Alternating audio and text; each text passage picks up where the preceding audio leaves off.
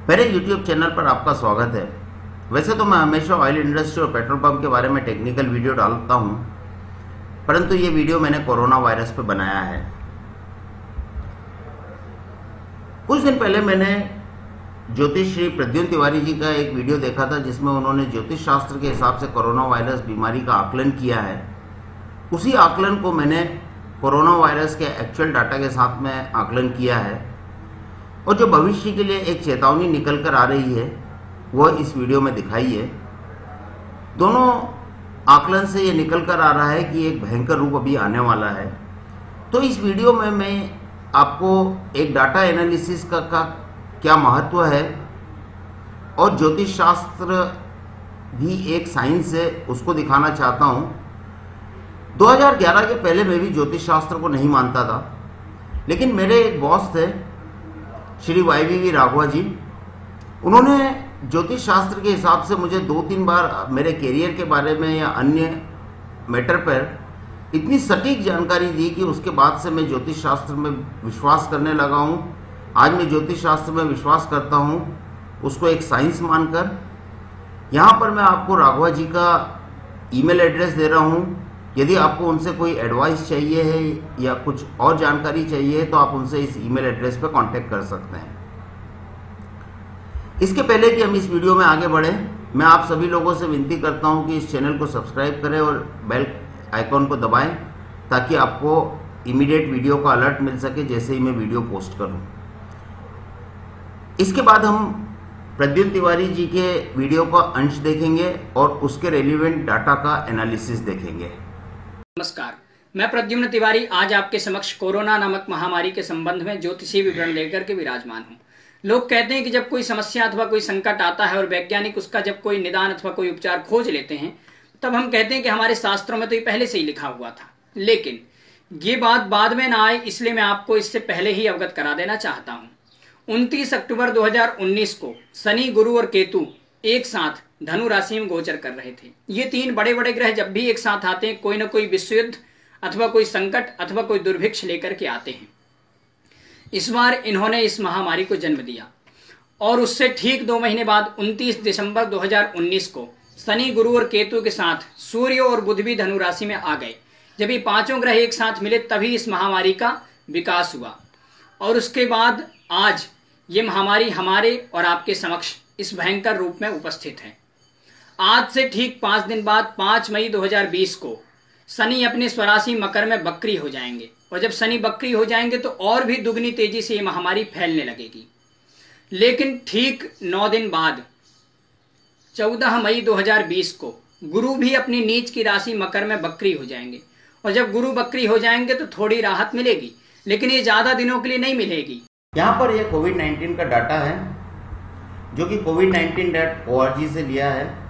इसमें सबसे पहले डेट, उस दिन कितनी टेस्टिंग हुई है, नए इन्फेक्शन केस कितने निकले हैं, और नए इन्फेक्शन का परसेंटेज क्या है टेस्टिंग के कंपैरिजन में, ये दिखाया है। जैसा कि उन्होंने बताया कि 5 मई को ये बीमारी दोगुनी तेजी से फैलेगी। अब चूंकि 5 मई निकल गया और हमारे पास डाटा अवेलेबल है, तो देखते हैं। अगर आप देखेंगे 20 अप्रैल से हमारा जो इन्फेक्शन का रेट था वो 2000 के आसपास या उसके नीचे था। एक ही बार वो 3000 के आसपास पहुंचा है, लेकिन वो 5 मई के पास पहुंचा है। लेकिन 5 मई के बाद में इन्फेक्शन का रेट 3000 के ऊपर पहुंच गया है। अभी आप परसेंटेज ऑफ इन्फेक्शन का भी टर्म देखेंगे, 1 या 2 बार 4% पर पहुंचा है, लेकिन यहाँ पर इन्फेक्शन का रेट भी 4% के ऊपर पहुंच गया है। इसका मतलब कि जो प्रद्युम्न तिवारी जी ने बताया है वो डाटा के साथ में मैच करता है।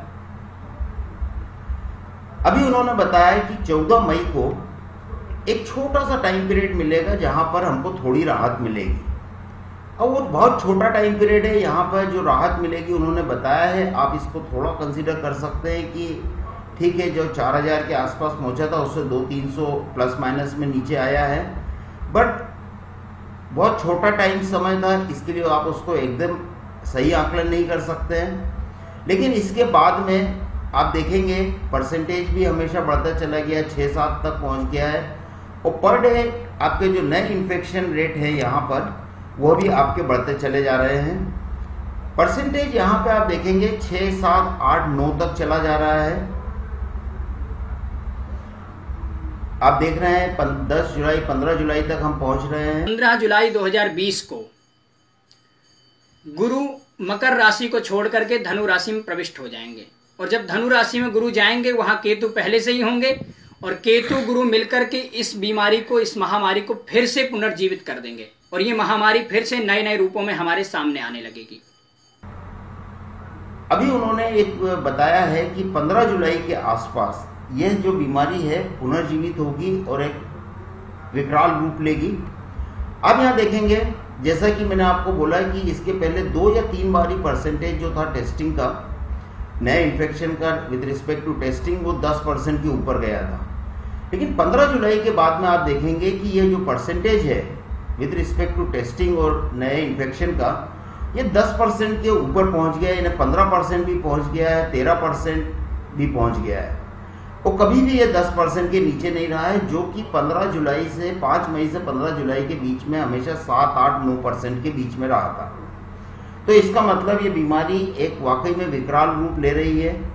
और अगर आप पूरे विश्व का डाटा देखेंगे, 15 जुलाई के आसपास 10 लाख जो केस है वो सिर्फ 4 दिन में आए थे, जबकि इसके पहले जो शुरुआती 10 लाख केस थे, जब चीन में पहली बार ये बीमारी का घोषणा की थी, उसके बाद में पहले 10 लाख केस पूरे विश्व में 3 महीने 10 दिन में आए थे, जबकि 15 जुलाई के आसपास 10 लाख केस सिर्फ 4 दिन में आए हैं। तो इसका मतलब सिर्फ भारतवर्ष के डाटा में ही नहीं बल्कि पूरे विश्व में ये हो चुका है कि 15 जुलाई के आसपास ये बीमारी विकराल रूप ले रही है।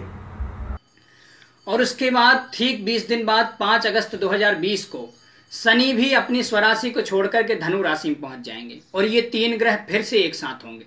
तभी इस महामारी का चरमोत्कर्ष देखने को मिलेगा, अति भयंकर रूप हमको देखने को मिलेगा। लेकिन ये ज्यादा दिन नहीं चलेगा। ठीक 1 महीने बाद 3 सितंबर 2020 को केतु राशि परिवर्तन करके धनु से वृश्चिक में चले जाएंगे, और जब केतु वृश्चिक में जाएंगे तभी इस महामारी की कोई ना कोई वैक्सीन अथवा कोई दवाई अथवा कोई उपचार मिल जाएगा, और उसके बाद लगातार स्थितियां ठीक होने लगेंगी। उसके बाद 15 सितंबर 2020 को गुरु भी मार्गी हो जाएंगे, तो स्थितियां और भी तेजी से सुधरने लगेंगी। उसके बाद 28 सितंबर 2020 को शनि भी मार्गी हो जाएंगे, तो स्थितियां पूर्ण रूपेण समाप्त हो जाएंगी।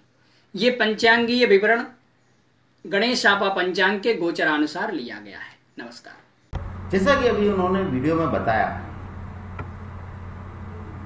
कि 5 अगस्त को ये बीमारी चरमोत्कर्ष पर पहुंचेगी और अति भयंकर रूप लेगी, जो कि 3 सितंबर तक चलेगा। इसका मतलब जो कि अभी हम इन्फेक्शन का जो रेट हमारा है, करीब 48,000 इन्फेक्शन रोज के नए निकल रहे हैं, और परसेंटेज भी हमारा 12-15% के ऊपर पहुंच चुका है।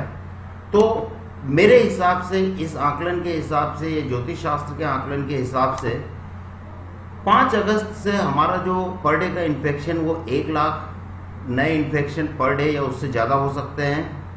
अर्थात 5 अगस्त से 3 सितंबर तक का जो हमारे इन्फेक्शन है वो तकरीबन 10 से 12 लाख नए केस सिर्फ भारतवर्ष में आ सकते हैं। और ये परसेंटेज भी हो सकता है कि जो percentage with respect to testing है वो भी बढ़ता चला जाए। तो अभी इसके बाद में वीडियो में उन्होंने बताया है कि 3 सितंबर को कोई ना कोई वैक्सीन, दवाई या इस बीमारी का कोई उपचार निकल आएगा। अगर आप इसको आज के डेट की न्यूज़ के हिसाब से देखें, मैं कल ही एक जगह पढ़ रहा था कि भारत में वैक्सीन का ह्यूमन ट्रायल शुरू हो चुका है। ह्यूमन ट्रायल शुरू होना मतलब कि ये दर्शाता है कि अगले 1 महीने में, 1.25 महीने में ये वैक्सीन मार्केट में आ सकती है, जो कि 3 सितंबर की डेट के साथ में मैच कर रहा है। तो दोस्तों, ये सारी चीज़ थी एक ज्योतिष शास्त्र के आकलन को एक्चुअल डाटा के साथ में आकलन करना।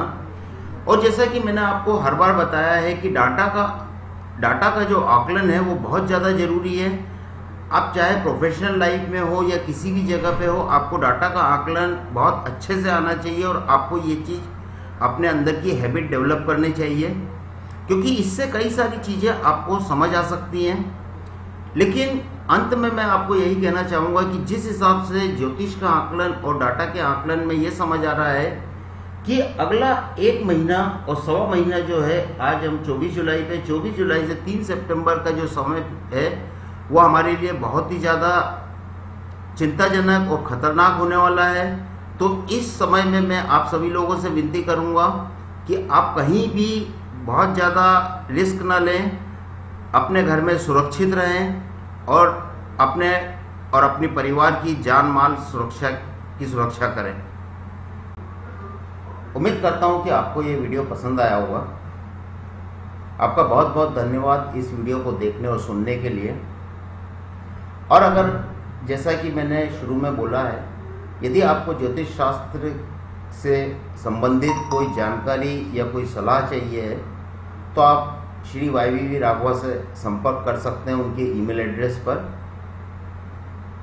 अंत में इस वीडियो को बंद करते समय मैं आपसे वापस विनती करता हूं कि इस चैनल को सब्सक्राइब करिए तथा बेल आइकॉन हिट करिए ताकि आपको मेरे द्वारा पोस्ट की ऐसी नए वीडियो का इमीडिएट अलर्ट मिल सके।